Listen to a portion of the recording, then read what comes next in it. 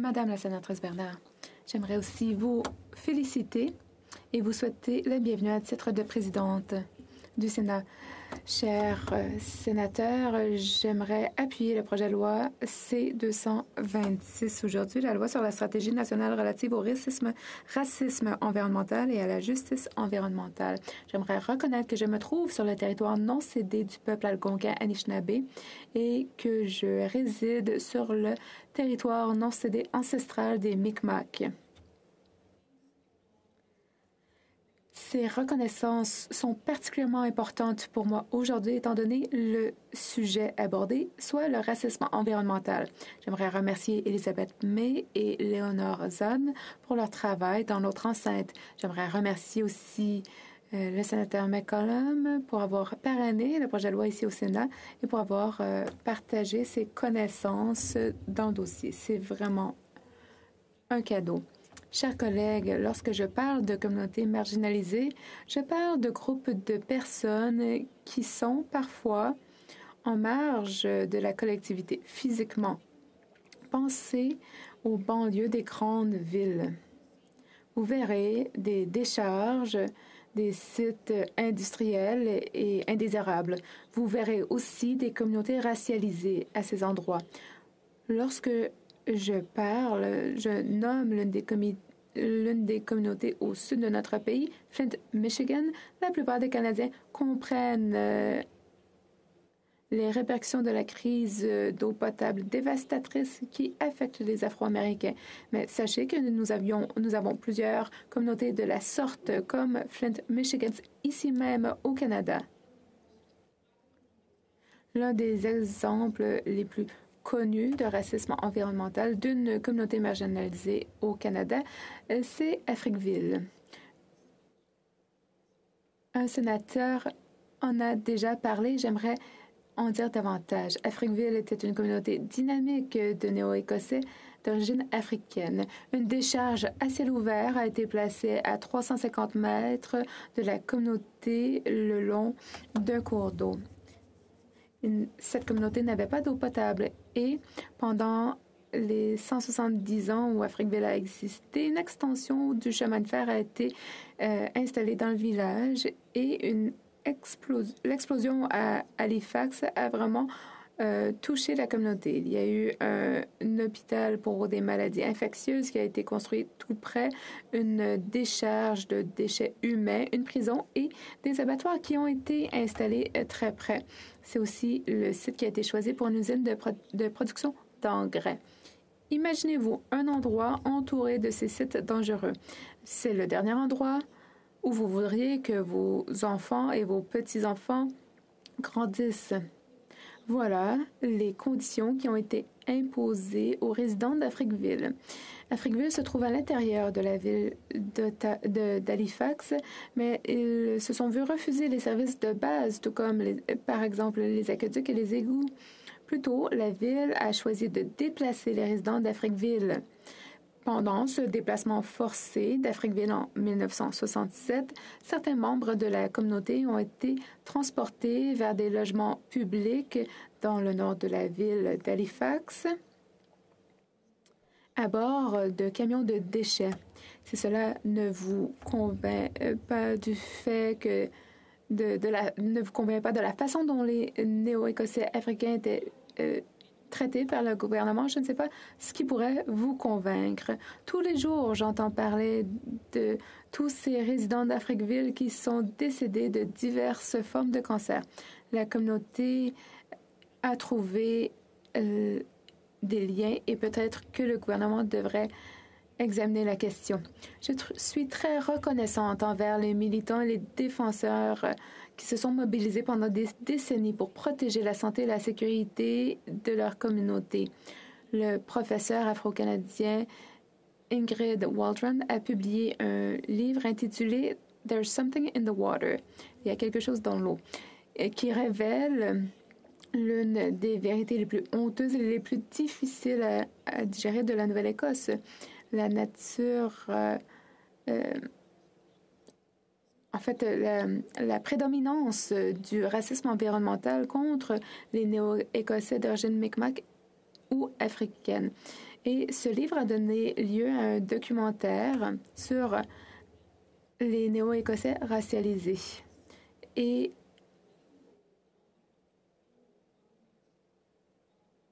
le documentaire nous permet de nous pencher sur la communauté de Shelburne grâce à la défenseure Louise Delisle qui a listé le nombre de personnes qui sont mortes du cancer du poumon et de myélome.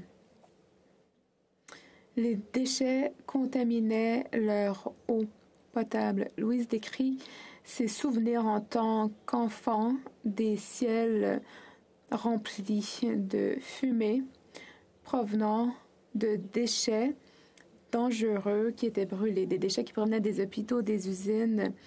Elle se rappelle être allée à l'école alors qu'elle sentait les déchets brûlés.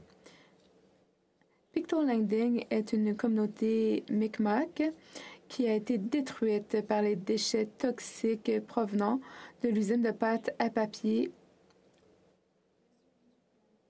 dans le nord de la ville. Grassroots Grandmothers est un organisme regroupant des femmes qui militent pour l'eau potable. Je vous invite à prendre 1 heure de votre temps pour visionner ce documentaire qui s'intitule There's Something in the Water, afin d'en apprendre davantage sur la crise de racisme environnemental du Canada. Nous pourrions nommer plusieurs communautés: Whitney Pierce, Sydney Tarpons, Membertou, Lincolnville, Indian Brook. Chers collègues, les exemples sont nombreux. Dans ma propre communauté, East Preston, les résidents se sont opposés à la désignation d'un site d'enfouissement près de leur ville pendant des décennies. Dans une lettre d'opposition de 2016, Spencer Coley a pu documenter 3 exemples de sites d'enfouissement situés près de Preston et qui touchent des communautés noires, parmi les plus grandes communautés noires de la Nouvelle-Écosse. En 92, près de Eastlake à North Preston, en 97 à North Preston, et ensuite en 2016, il y avait une proposition de déplacer une usine de Porter Lakes à East Preston, près de l'autoroute 107. Chers collègues, les questions de politique ne doivent pas évacuer la question de la race. Les deux sont liés. Nous pourrions dresser une carte de la Nouvelle-Écosse avec les sites d'enfouissement, les industries dangereuses qui se trouvent très près des communautés africaines de la Nouvelle-Écosse. Les questions de race, de territoire, d'environnement sont très intimement liées, l'ont toujours été et le seront toujours. L'opposition de Eddie Carveries contre le déplacement forcé des résidents d'Afriqueville nous rappelleront toujours cette réalité. Dans son ouvrage, Ingrid Waldron dit que la violence genrée et raciale, sanctionnée par l'État, est subtile, invisible, et personne ne veut en assumer la responsabilité. Ce qui entre en contraste avec la violence interpersonnelle où on peut identifier un agresseur. Comme il n'y a pas une personne qui est responsable, il est nécessaire de s'assurer que tous les décideurs tranchent en fonction de ce qui est le mieux pour les collectivités avoisinantes. Le projet de loi propose une stratégie nationale qui vise à examiner le lien entre la race et les matières dangereuses environnementales, ainsi que l'emplacement de ces sites dangereux. On demande de prendre en compte les lois, les politiques et les programmes relativement à la justice environnementale, qu'on examine les indemnisations pour les communautés visées et qu'on recueille les informations sur l'état de santé des collectivités, pour qu'on ait à notre disposition les données qui vont prouver ce que les résidents savent depuis des décennies, à savoir que le racisme environnemental a un effet préjudiciable sur la santé.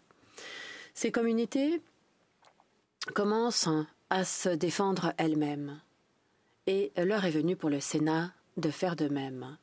Le racisme environnemental est un exemple de colonisation à l'œuvre. Se débarrasser des peuples noirs et autochtones au Canada. La réconciliation ne pourra pas avoir lieu si on ne met pas un terme au racisme environnemental. Il faut absolument renvoyer ce projet de loi en comité. Il faut absolument agir immédiatement. Nous sommes prêtes à mettre en œuvre des solutions de politique qui vont permettre de sauver la vie de certaines des personnes les plus marginalisées au Canada. Merci.